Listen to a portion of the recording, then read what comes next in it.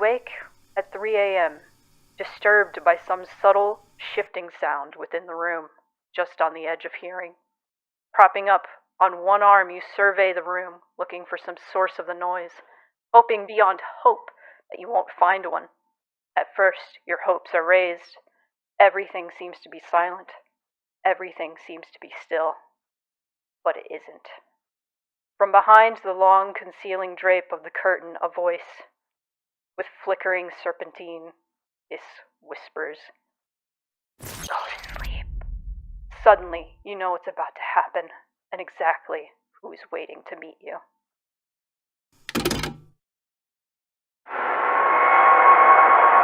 Excerpt from a local newspaper. Ominous unknown killer is still at large. After weeks of unexplained murders, the ominous unknown killer is still on the rise.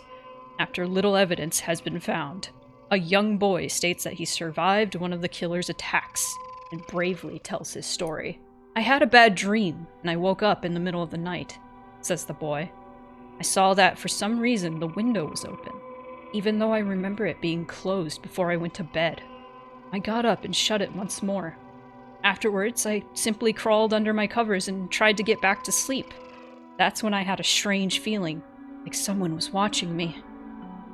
I looked up and nearly jumped out of my bed. There, in the little ray of light, illuminating from between my curtains, were a pair of two eyes. These weren't regular eyes. They were dark, ominous eyes. They were bordered in black and just plain out terrified me. That's when I saw his mouth. A long, horrendous smile that made every hair on my body stand up. The figure stood there, watching me. Finally, after what seemed like forever, he said it. A simple phrase, but said in a way only a madman could speak. He said, "Go to sleep."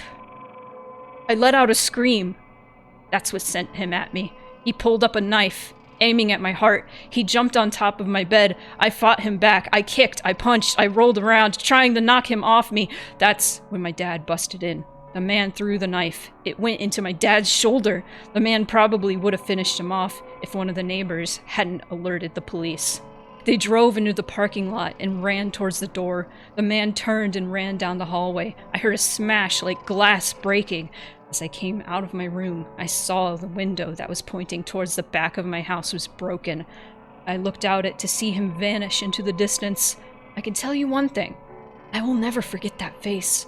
Those cold, evil eyes and that psychotic smile. They will never leave my head. Police are still on the look for this man. If you see anyone that fits the description in this story, please contact your local police department. Jeff and his family had just moved into a new neighborhood. His dad had gotten a promotion at work, and they thought it would be best to live in one of those fancy neighborhoods. Jeff and his brother Lou couldn't complain, though. A new, better house. What was not to love? As they were getting unpacked, one of their neighbors came by. "Hello," she said. "I'm Barbara. I live across the street from you." "Well, I just wanted to introduce myself and to introduce my son." She turns around and calls her son over. "Billy, these are our new neighbors." Billy said hi and ran back to play in his yard. I love this creepy ambiance while I'm reading, just, "Here's my son." "Well," said Jeff's mom, "I'm Margaret, and this is my husband Peter, and my two sons, Jeff and Lou." They each introduced themselves, and then Barbara invited them to her son's birthday.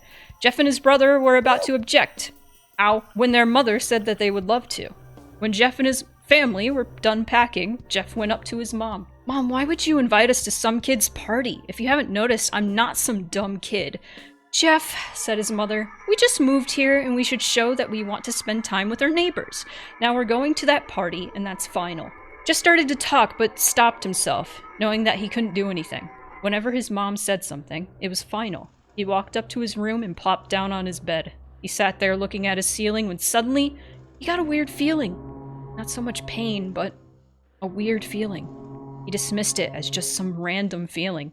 He heard his mother call him down to get his stuff, and he walked down to get it. The next day, Jeff walked downstairs to get breakfast and got ready for school. As he sat there eating his breakfast, he once again got that feeling. This time it was stronger. It gave him a slight tugging pain. but he once again dismissed it. As he and Lou finished breakfast, they walked down to the bus stop. They sat there waiting for the bus. And then, all of a sudden, some kid on a skateboard jumped over them, only inches above their laps. They both jumped back in surprise. "Hey, what the hell?" The kid landed and turned back to them. He kicked his skateboard up and caught it with his hands. The kid seems to be about 12, 1 year younger than Jeff. He wears an Aeropostale shirt and ripped blue jeans. Well, looks like we got some new meat! Suddenly 2 other kids appeared. One was super skinny and the other was huge. "Well, since you're new here, I'd like to introduce ourselves. Over there is Keith." Jeff and Lou looked over to the skinny kid. He had a dopey face that you would expect a sidekick to have. And he's Troy. They looked over at the fat kid. Talk about a tub of lard. That's a little unnecessary. This kid looked like he hadn't exercised since he was crawling. That's also unnecessary. Alan Wake is such a good writer, yeah. "And I," said the first kid, "am Randy." That's such a bully's name. Now for all the kids in this neighborhood, there is a small price for bus fare, if you catch my drift. Lou stood up, ready to punch the lights out of the kid's eyes when one of his friends pulled a knife on him. A knife! Jeez, these little babies. A knife! I had hoped you would be more cooperative. But it seems we must do this the hard way. The kid walked up to Lou and took his wallet out of his pocket. Jeff got that feeling again. Now it was truly strong. A burning sensation. He stood up, but Lou gestured him to sit down. Jeff ignored him and walked up to the kid. "Listen here, you little punk. Give back my bro's wallet or else." Randy put the wallet in his pocket and pulled out his own knife. "Oh? And what will you do?" Just as he finished the sentence, Jeff popped the kid in the nose. As Randy reached for his face, Jeff grabbed the kid's wrist and broke it! Randy screamed and Jeff grabbed the knife from his hand. Troy and Keith rushed Jeff, but Jeff was too quick. He threw Randy to the ground. Keith lashed out at him, but Jeff ducked and stabbed him in the arm. Keith dropped his knife and fell to the ground, screaming. Troy rushed him too, but Jeff didn't even need the knife. He just punched Troy straight in the stomach, and Troy went down. As he fell, he puked all over. Lou could do nothing but look in amazement at Jeff. "Jeff, how'd you—" was all he said. They saw the bus coming and knew they'd be blamed for the whole thing, so they started running as fast as they could. As they ran, they looked back and saw the bus driver rushing over to Randy and the others. As Jeff and Lou made it to school, they didn't dare tell what happened. All they did was sit and listen. Lou just thought of that as his brother beating up a few kids, but Jeff knew it was more. It was something scary. As he got that feeling, he felt how powerful it was. The urge to just hurt someone. He didn't like how it sounded, but he couldn't help feeling happy. He felt the strange feeling go away and stay away for the entire day of school. That was worded strange. Even as he walked home due to the whole thing near the bus stop, and how now he probably wouldn't be taking the bus anymore, he felt happy. When he got home, his parents asked him how his day was, and he said in a somewhat ominous voice, "It was a wonderful day." Next morning, he heard a knock at his front door. He walked down to find 2 police officers at the door, his mother looking back at him with an angry look. "Jeff, these officers tell me that you attacked 3 kids, that it wasn't regular fighting, and that they were stabbed."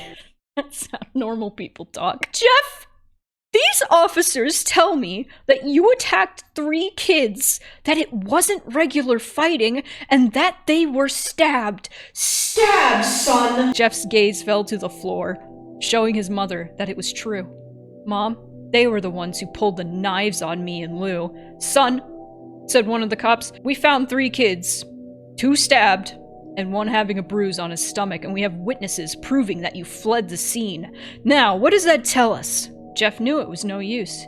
He could say him and Lou had been attacked. Then there was no proof it was not them who attacked first. They couldn't say that they weren't fleeing, because truth be told, they were. So Jeff couldn't defend himself. Or Lou. "Son, call down your brother." Jeff couldn't do it, since it was he who beat up all of the kids. "Sir, it was me. I was the one who beat up the kids. Lou tried to hold me back, but he couldn't stop me." The cop looked at his partner, and they both nod. "Well, kids, looks like a year in juvie." "You can't just decide that! You can't just decide that right then and there! You have to be Cops. "Wait," says Lou. They all looked up to see him holding a knife. The officers pulled their guns and locked them on Lou. I'm sorry. I can't. Okay, I need to take this seriously. It was me.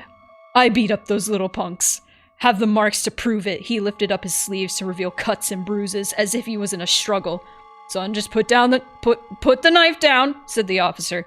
Lou held up the knife and dropped it to the ground. He put his hands up and walked over to the cops. No, Lou, it was me. I did it. Jeff had tears running down his face. Huh. Poor bro. Trying to take the blame for what I did. Well, take me away. The police led Lou out to the patrol car. Lou, tell them it was me! Tell them I was the one who beat up those kids! Jeff's mother put her hands on his shoulders. Jeff, please, you don't have to lie. We know it's Lou. You can stop. Jeff watched helplessly as the cop car speeds off with Lou inside. A few minutes later, Jeff's dad pulled into the driveway, seeing Jeff's face and knowing something was wrong. Son, what is it? Jeff couldn't answer. His vocal cords were strained from crying. Instead, Jeff's mother walked his father inside to break the bad news to him as Jeff wept in the driveway. After an hour or so, Jeff walked back into the house, seeing that his parents were both shocked, sad, and disappointed. He couldn't look at them. He couldn't see how they thought of Lou when it was his fault. He just went to sleep, trying to get the whole thing off his mind. 2 days went by. No word from Lou at JDC. No friends to hang out with. Nothing but sadness and guilt. That is until Saturday, when Jeff is woken up by his mother. The happy, sunshiny face. Jeff, it's the day, she said as she opened up the curtains and let light flood into his room. What's today? Asked Jeff as he stirs awake. Why, it's Billy's party. He was now fully awake. Mom, you're joking, right? You don't expect me to go to some kid's party after... There's a long pause. Jeff, we both know what happened. I think this party could be the thing that brightens up the past days. Now, get dressed. Jeff's mother walked out of the room and downstairs to get ready herself. He fought himself to get up. He picked out a random shirt and a pair of jeans and walked downstairs. He saw his mother and father all dressed up, his mother in a dress and his father in a suit. He thought, why they would ever wear such fancy clothes to a kid's party. Son, is that all you're going to wear? Said Jeff's mom. Better than wearing too much, he said. His mother pushed down the feeling to yell at him and hid it with a smile. Now, Jeff, we may be overdressed, but this is how you go if you want to make an impression, said his father. I read that as his mother. Whoops! Jeff grunted and went back up to his room. I don't have any fancy clothes, he yelled downstairs. Just pick out something, called his mother. He looked around in his closet for what he would call fancy. He found a pair of black dress pants he had for special occasions and an undershirt. He couldn't find a shirt to go with it, though. He looked around and found only striped and patterned shirts, none of which to go with dress pants. Finally, he found a white hoodie and put it on. Ah, yes, the origin! You're wearing that? They both said. His mother looked at her watch. Oh, no time to change. Let's just go, she said as she herded Jeff and his father out the door. They crossed the street over to Barbara and Billy's house. They knocked on the door, and at it appeared that Barbara? Okay, let me try reading that again. They knocked on the door, and at it appeared that Barbara, just like his parents, way overdressed. Okay. As they walked inside, all Jeff could see were adults. No kids. The kids are out in the yard. Jeff, how about you go and meet some of them, said Barbara. Jeff walked outside to a yard full of kids. They were running around in weird cowboy costumes and shooting each other with plastic guns. He might as well be standing in a Toys R Us. Suddenly, a kid came up to him and handed him a toy gun and hat. Hey, wanna play? He said. No, kid. I'm way too old for this stuff. I'm 13. The kid looked at him with that weird puppy dog face. Please? Said the kid. Fine, said Jeff. He put on the hat and started to pretend shoot at the kids. At first, he thought it was totally ridiculous, but then he started to actually have fun. It might not have been super cool, but it was the first time he had done something that took his mind off of Lou. So he played with the kids for a while, until he heard a noise. A weird rolling noise. Then it hit him. The Katamari was on the way. Randy, Troy, and Keith all jumped over the fence on their skateboards. Jeff dropped the fake gun and ripped off the hat. Randy looked at Jeff with a burning hatred. "Hello, Jeff, is it?" he said. "We have some unfinished business." Jeff saw his bruised nose. "I think we're even. I beat the crap out of you, and you get my brother sent to JDC.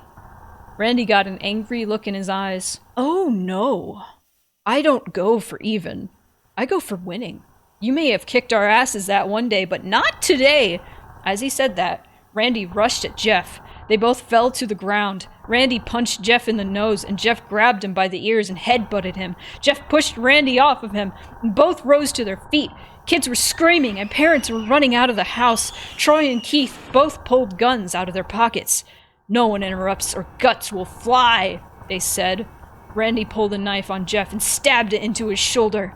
Jeff screamed and fell to his knees. Randy started kicking him in the face. After 3 kicks, Jeff grabbed his foot and twisted it, causing Randy to fall to the ground. Jeff stood up and walked towards the back door. Troy grabbed him.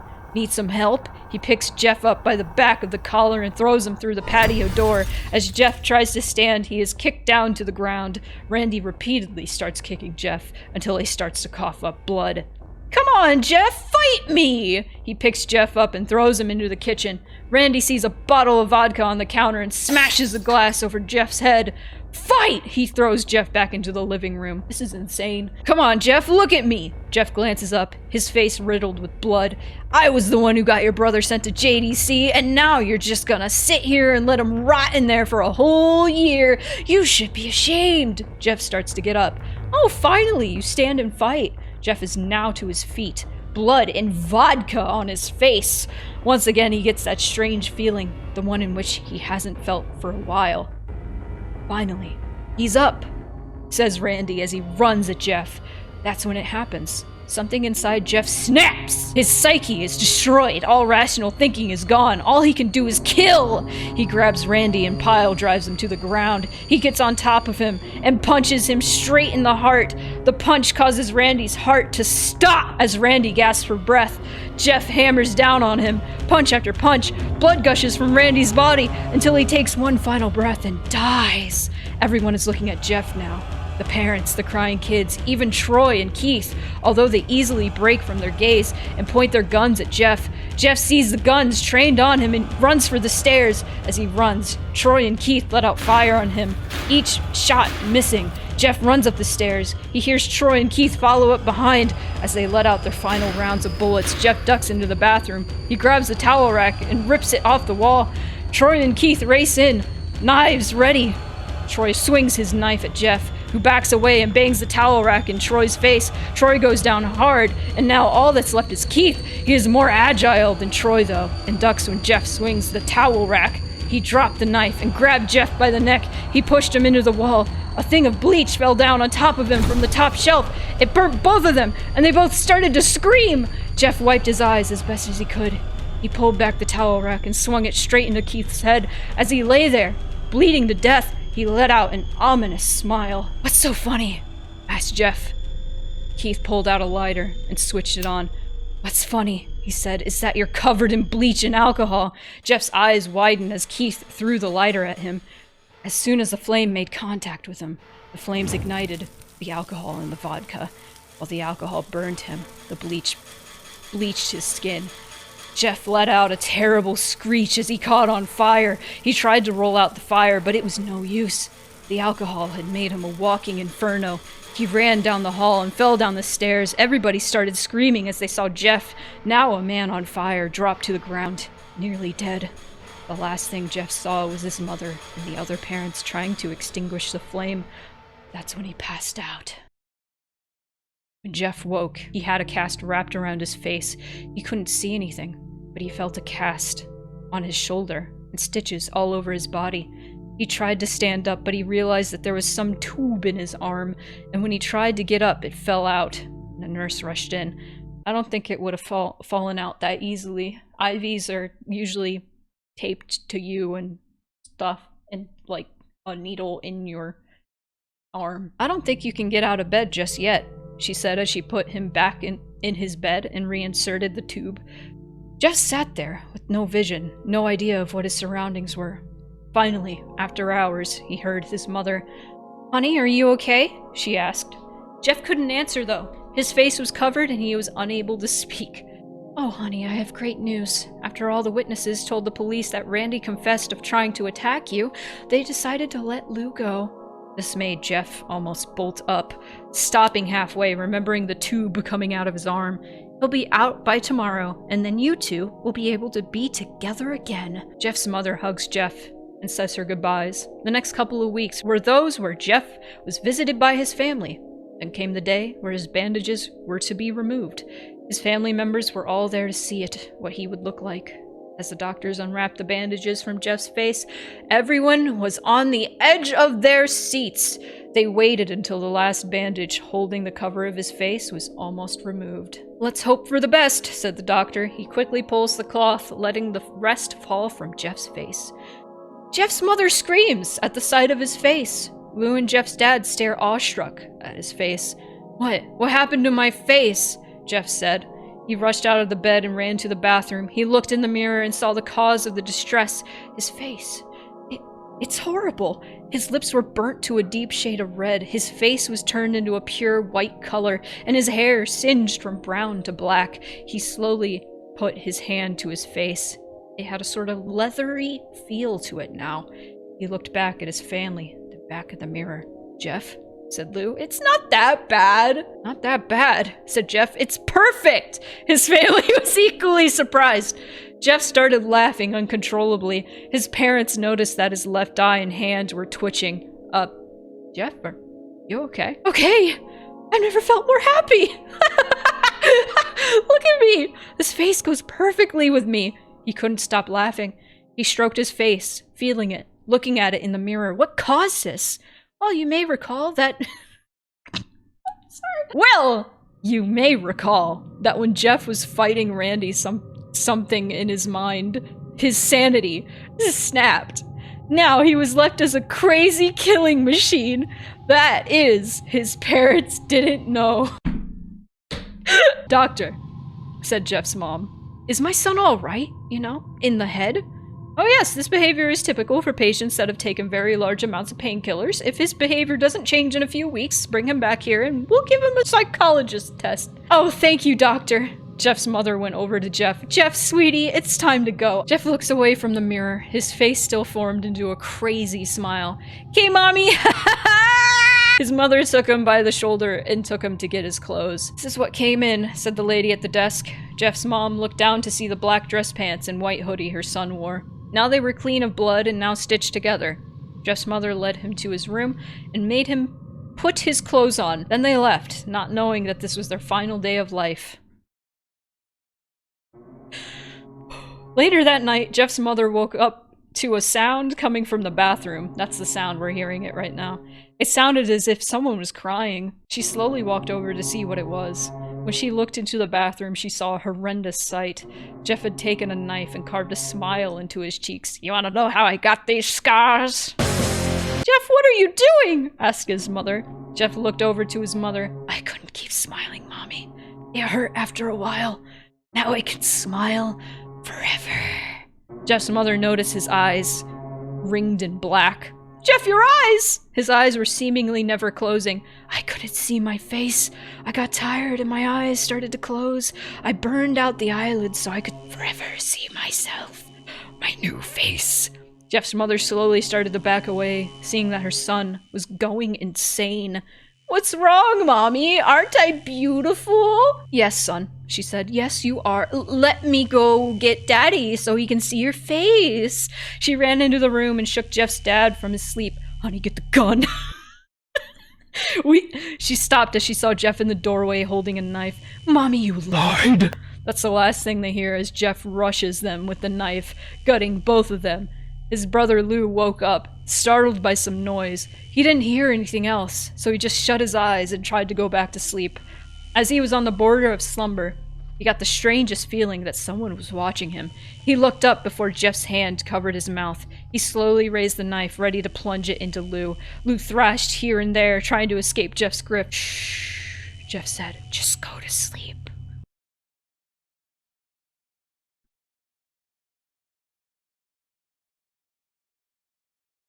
That's it. That was Jeff the Killer. It was so bad. I loved it.